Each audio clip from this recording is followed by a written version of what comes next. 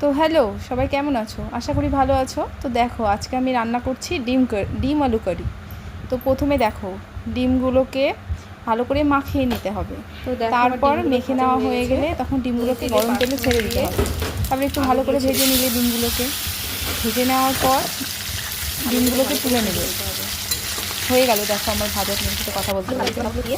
তারপর তেলে 5 ফোড়ন দিয়ে আলুগুলো, সেদ্ধ করা আলু ভালো করে ভেজে নিতে হবে।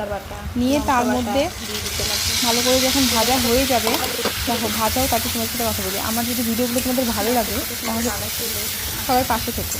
তারপরে হলুদ লবণ দিয়ে, তারপরে আগে থেকে বেটে রাখা পেঁয়াজ, আদা, রসুন, টমেটো, কাঁচা লঙ্কা, শুকনো লঙ্কা সব কিছু দিয়ে ভালো করে কষিয়ে নিতে হবে।